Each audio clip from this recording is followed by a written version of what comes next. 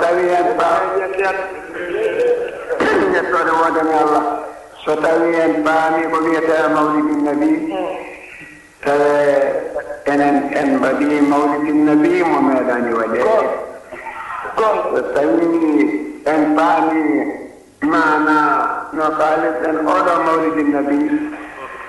yo goto fof moftoyo oɗo mawlidin nabi waasa yuppoydemo to jinde koofi Allah so tawi on paami oɗo mawlidun nabi yo goto fof e moɗon fof tiinno to goto e moɗon fof tiinno haa wona no jaati mum Allah hoddiri tawa oɗo mawlidun nabi ni haa winda e kayit mum yo goto e moɗon fof tiinno wota woppoy oɗo mawlidun nabi wota yaata mawlidun nabi to Allah woppete kaandinoya hoore ma teetede oɗo mawlidun nabi yo Allah re en danda en oɗo mawlidun nabi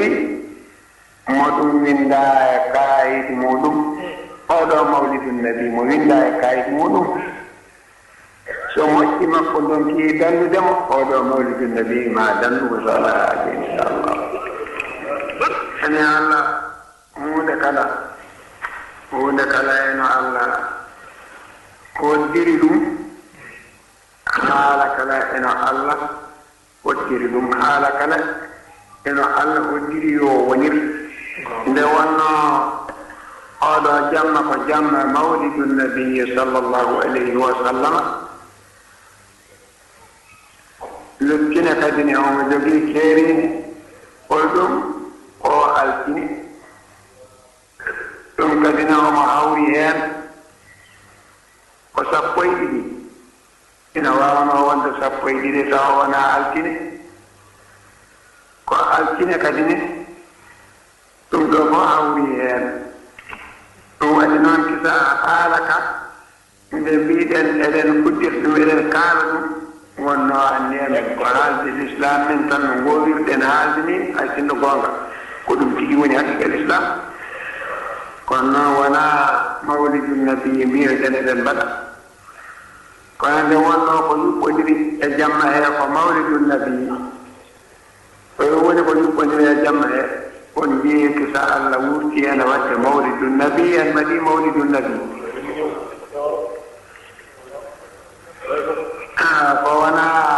ko wona tan noon neɗɗo so tawi a dañi ko moƴƴi a haalanama ɗum haa gasi a andinama wonde a dañi moƴƴere sa waawi ndena moƴƴere ndenan kadi ndena moƴƴere nden ndenirade no kaaliranoɗa ndani sen mbawi ndenu hen moƴƴere nde ngande mawlidun nabi sallallahu alayhi wa sallam ko sifa mo Allah mawninirte enen diine meɗen ndenen diine meɗen wota ndendoyte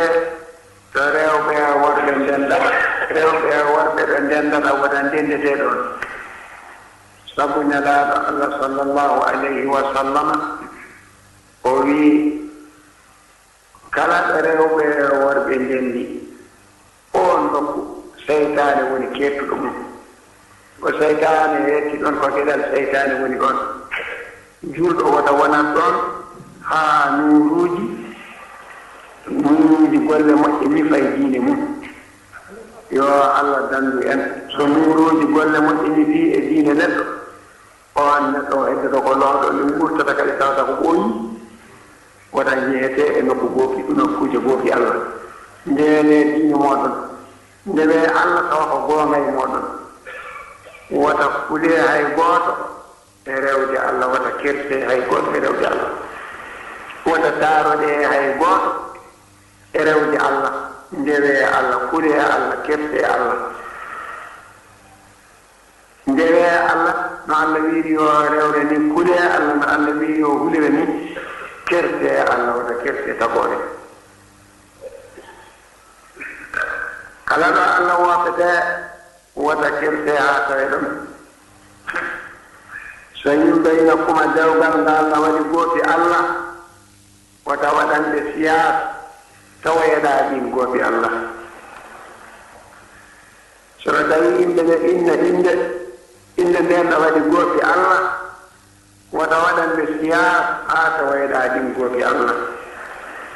so keesero maayi so yimɓe ina jaatoon ina jaaluyo ɗum ina kaalo e goɗɗum wota waɗan on keefeero siyas ɓen hoddiɓe ha jawaya tawe ɗin goofi Allah kala ɗo tikkere Allah jippoto mo yehi toon Allah cikkanto ɗum kala ɗo Allah woopete ko nokku tikkere Allah woni ɗon kala mo yehi ɗo tikkere Allah jippoto Allah cikkanto alhamdulillahi rabbil alamin alhamdulillahi rabbil alamin yeɓiyankoɓe aya wahabirde kamɓe hettiyankoɓe radio fulɓe international denndangal kaaliɓe jokkiji hen sikka ala ko enen kettodi lefol ngol ewa ngol jiyaɗo allah woni cheikh siraji ɗi cheikh rajib si radiallahu taala anu ewa ko yowti e banggue mawludi nabi mouhammadin sallllahu taala alayhi wa sallam jamma jibinal annabi sallllahu taala alayhi wa sallam e sikki ala o haali hen hunde ganduɗa hoorema jarno kadi wattude hakkille no fewi no fewi e nder lefol ngol ma e gartoen so allah tabaraka wa taala wahaji ceer hamadou ali koɓe